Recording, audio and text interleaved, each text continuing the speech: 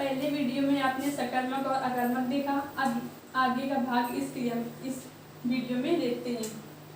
हमने सकर्मक अकर्मक देखा और देखा कर्म के आधार पर क्रिया के भेद। अब देखते हैं संरचना के आधार पर क्रिया के भेद। संरचना के आधार पर क्रिया के भेद। संरचना के आधार पर क्रिया के भेद। संरचना के आधार पर क्रिया के 5 भेद होते हैं। यही हम बात करें प्रयोग तथा संरचना के आधार पर। प्रयोग तथा संरचना के आधार पर क्रिया के भेद।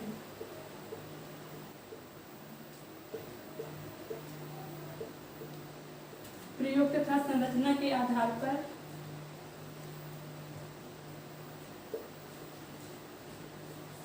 प्रयोग तथा संरचना के आधार पर क्रिया के भेद।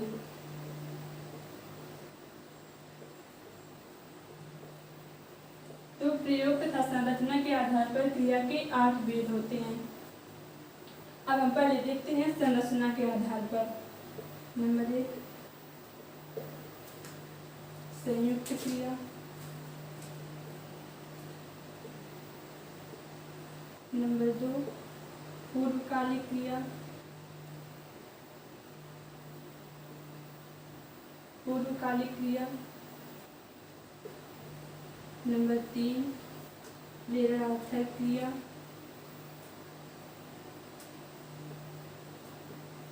प्रेरणार्थक क्रिया।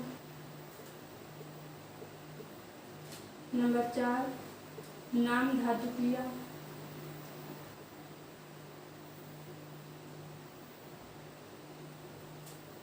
नंबर 5 कृदंत क्रिया।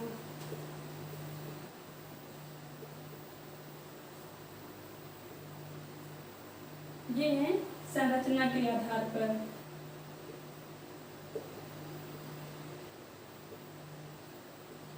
ये संरचना के आधार पर है। संरचना के आधार पर क्रिया के 5 भेद होते हैं। संयुक्त क्रिया, पूर्वकालिक क्रिया, प्रेरणार्थक क्रिया, नाम धातु क्रिया, कृदंत क्रिया। अब देखते हैं प्रयोग तथा संरचना के आधार पर इसमें 3 और जो देखते हैं। सामान्य क्रिया,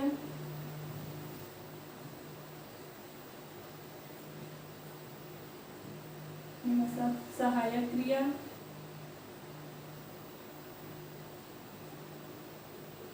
सहायक क्रिया और नंबर 8 सजातीय क्रिया।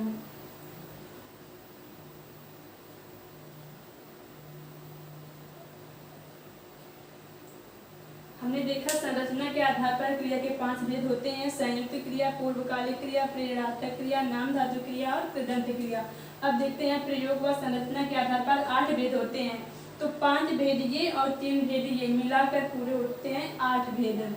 इसमें सामान्य क्रिया, सहायक क्रिया और सजातीय क्रिया, ये तीनों क्रिया भी ऐड हो जाती हैं, तो इसके भेद हो जाते हैं 8।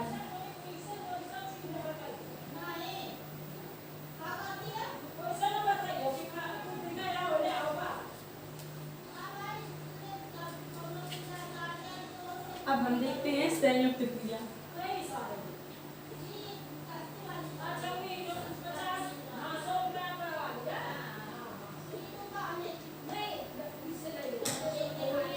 संयुक्त क्रिया, संयुक्त क्रिया क्या है?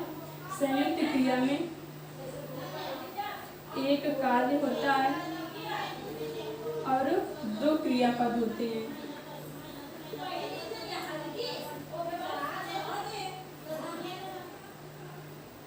संयुक्त क्रिया में क्या होता है? एक कार्य होता है और 2 क्रियापद होते हैं।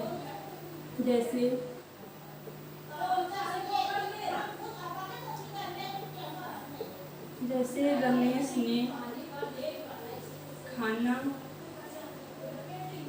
खा लिया।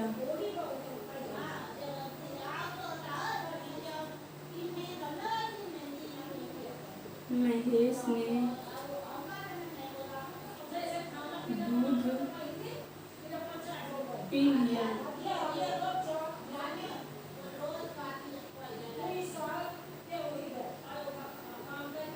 सीता ने अपना पाठ पढ़ लिया।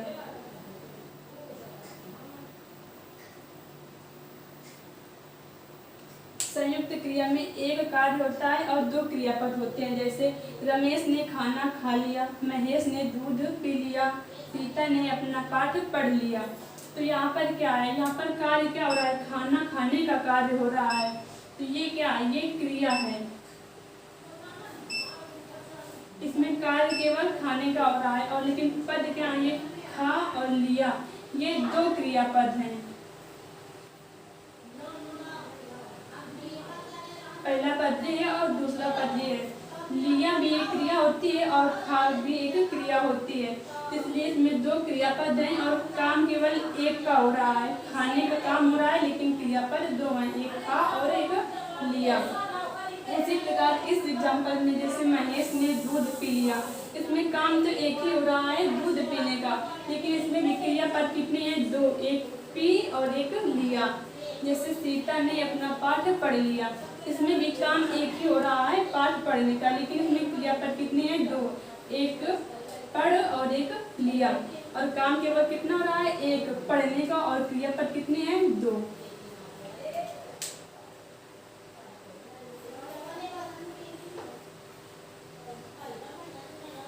इसमें दो क्रियापद होते हैं और ये एक ही काम को प्रदर्शित करते हैं, इसीलिए ये संयुक्त क्रिया कहलाती है।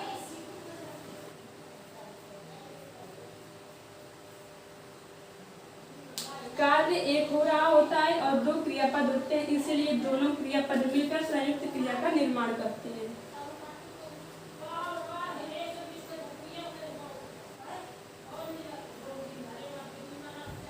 अब आगे हम देखते हैं पूर्वकालिक क्रिया।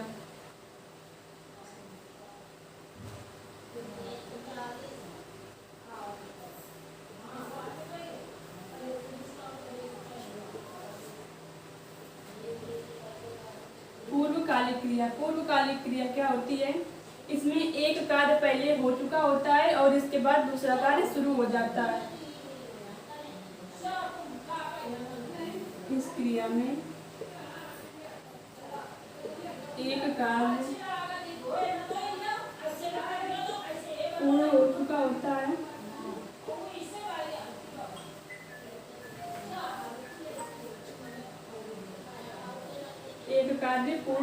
होता है और दूसरा शुरू हो जाता है।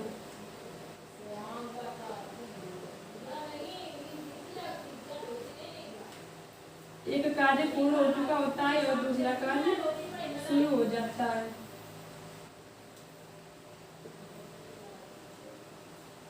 जैसे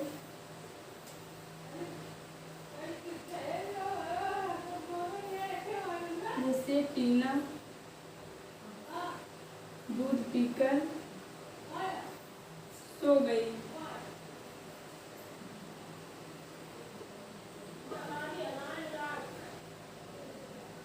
रामू खाना खाकर चला गया।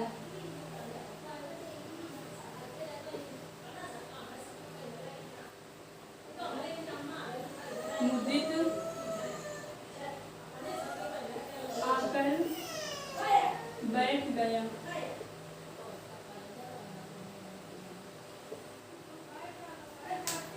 पूर्वकालिक क्रिया क्या है, इस क्रिया में एक कार्य पूर्ण हो चुका होता है और दूसरा कार्य शुरू हो जाता है। जैसे टीना दूध पीकर सो गई, रामू खाना खाकर चला गया, मुदित आकर बैठ गया। तो यहाँ पर दूध पीने का काम हो रहा है, इसमें दो क्रिया होती है, पीना और सोना। इसमें दो क्रिया, एक पीकर और एक सोकर। इसमें दूध पीने का कार्य तो पूरा हो चुका है और सोना भी जारी है। अभी सोई है तो पता नहीं कब तक सोएगी, इसलिए एक कार्य तो पूर्ण हो चुका है और दूसरा कार्य शुरू हो गया। जैसे इसमें रामू खाना खाकर चला गया, तो खाना खाकर मतलब खाना तो उसने खत्म कर दिया खाकर और चला गया, तो अभी जा रहा है या रुका है इसका तो पता नहीं। तो एक कार्य पूर्ण हो चुका होता है और दूसरा शुरू हो जाता है। आगे मुदित आकर बैठ गया, तो मुदित आकर बैठ गया, मुदित आ चुका है और बैठ गया, आने का काम खत्म हो गया और अब वो बैठ गया है।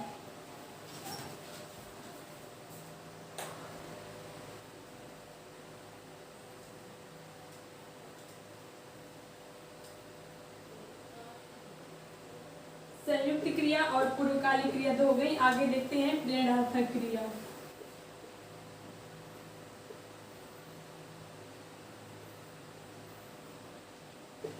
प्रेरणार्थक क्रिया,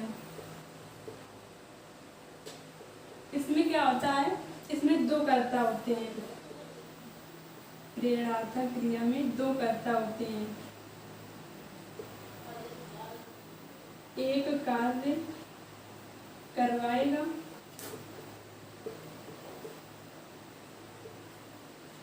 और दूसरा करेगा।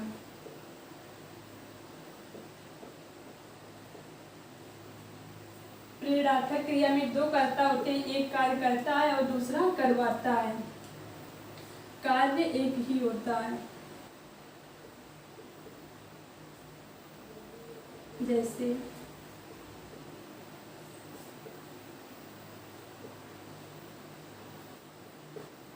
माँ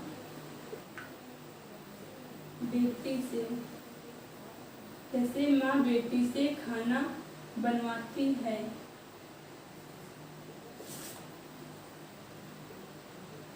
जैसे माँ बेटी से खाना बनवाती है।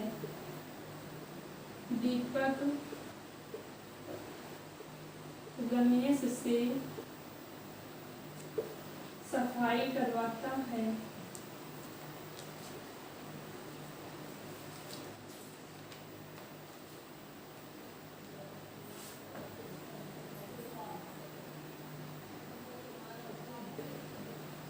मोहन दीपा से कपड़े धुलाता है।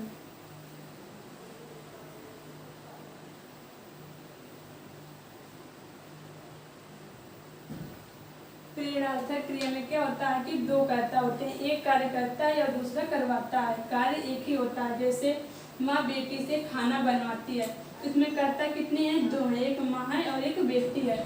माँ करवा रही है और बेटी कर रही है, और खाना वो क्रिया क्या है, क्रिया एक ही हो रहा है, खाना बनाने का।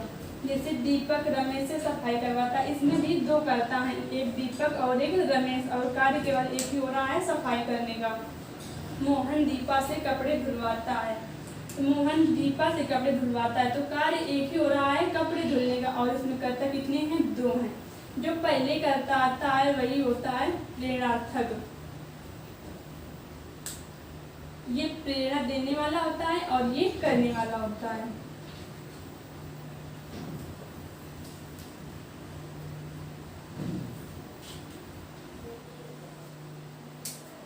प्रेरणार्थक क्रिया को हम दो तरह से बना सकते हैं, मूल धातु प्लस आना और दूसरा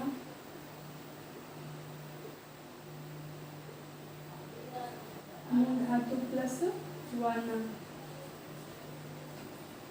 जैसे हम मूल धातु में लिख दें,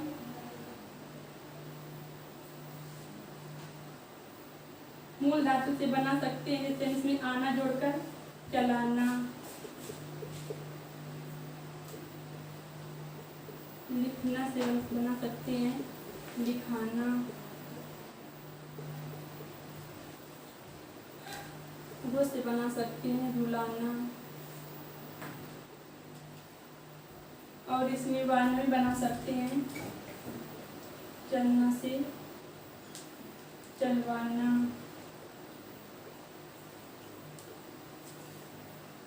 हंस से बना सकते हैं हंसवाना,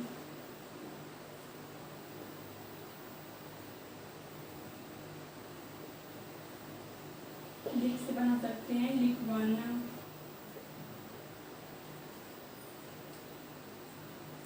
आदि। इस तरह से हम मूल धातु में आना और मूल धातु में वाना जोड़कर भी बना सकते हैं।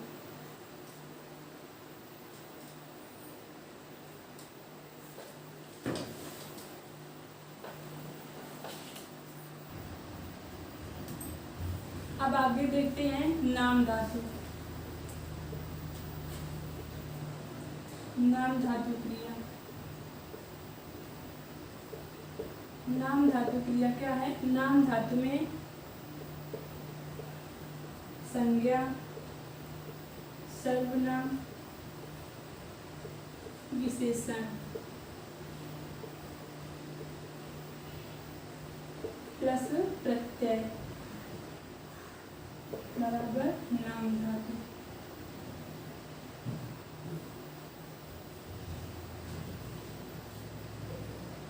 नाम धातु क्रिया क्या है? नाम धातु क्रिया को संज्ञा सर्वनाम विशेषण प्लस प्रत्यय जोड़कर नाम धातु क्रिया का निर्माण करेंगे। जैसे सर्वनाम क्या है? अपना प्लस तो जोड़ देंगे तो हो जाएगा अपना। तो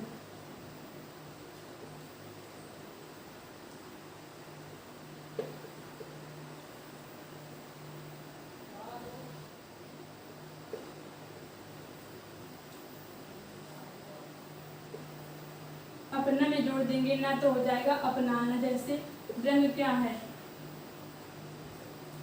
रंग विशेषण है तो इसमें ना जोड़ देंगे तो हो जाएगा रंगना।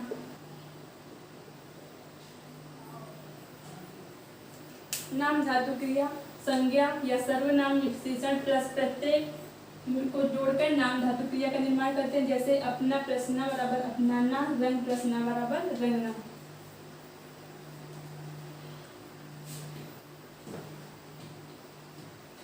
अब देखते हैं हम कृदंत क्रिया।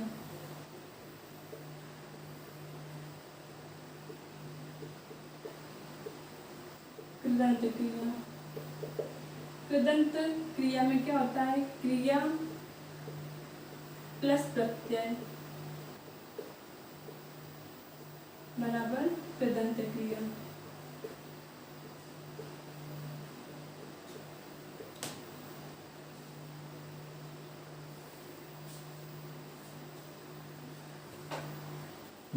कृदंत क्रिया में क्या होता है? क्रिया प्लस प्रत्यय बराबर कृदंत क्रिया। जैसे चल प्लस ना बराबर चलना, लिख प्लस ना बराबर लिखना,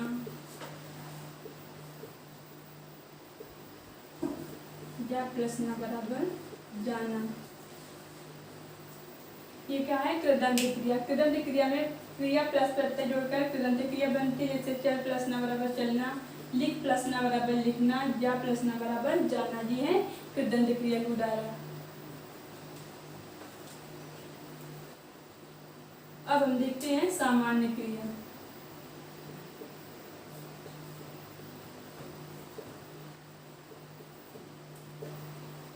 सामान्य क्रिया क्या है? सामान्य क्रिया में एक कार्य होता है और एक ही क्रियापद होता है।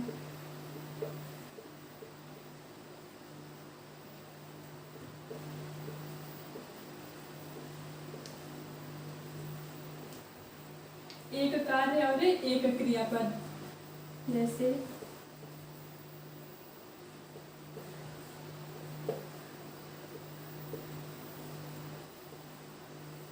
मोहन ने खाना खाया।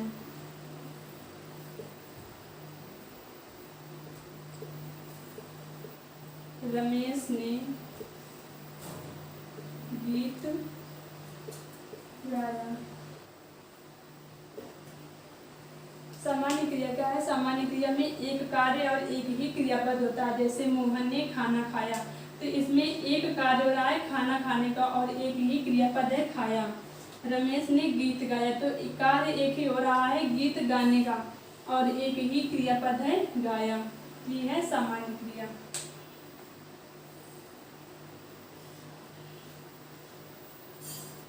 अब हम देखते हैं सहायक क्रिया।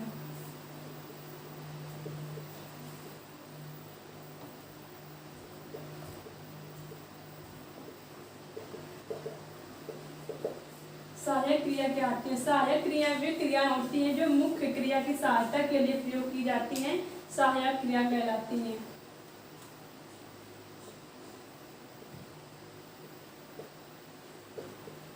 वे क्रियाएं जो मुख्य क्रिया की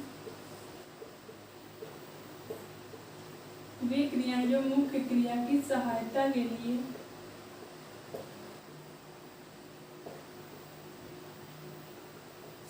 सहायता के लिए प्रयोग की जाती हैं।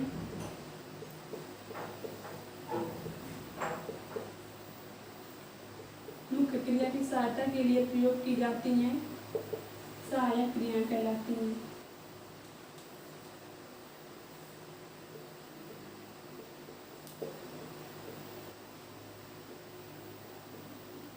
सहायक क्रियाएं कहलाती हैं।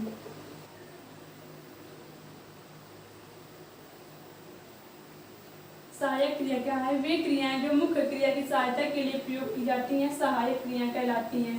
सहायक क्रियाएं क्या हैं? ये 3 होती हैं, है,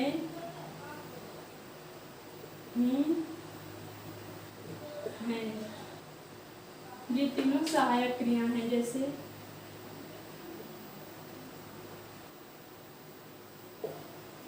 हम बाजार जा रहे हैं।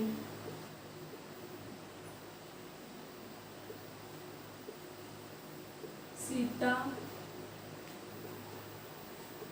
खाना बना रही है।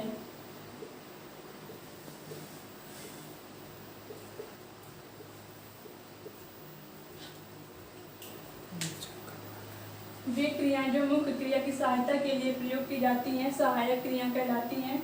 जैसे हम बाजार जा रहे हैं, सीता खाना बना रही है। तो यहाँ पर मुख्य क्रिया क्या है? जाना और बनाना। और ये इस बात को पूरा कर रहे हैं और रही है। तो यही क्या है? यही सहायक क्रिया कहलाती हैं।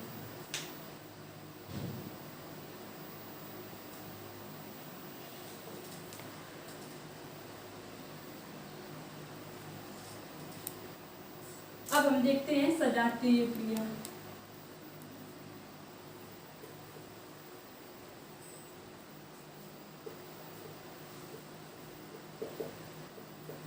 सजातीय क्रिया। सजातीय क्रिया हम बात करते हैं सजातीय क्रिया से। सजातीय क्रिया क्या है? यहाँ पर जो कर्म होता है सजातीय क्रिया में, सजातीय क्रिया में कर्म धातु से बनता है। धातु से बनता है। जैसे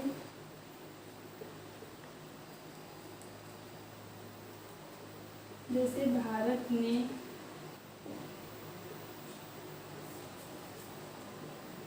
लड़ाई लड़ी।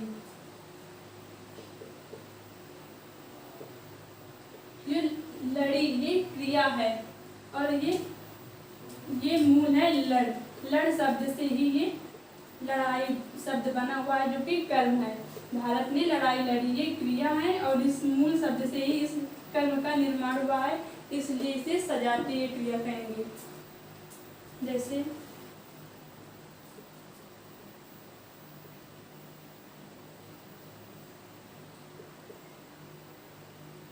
मोहन ने खाना खाया।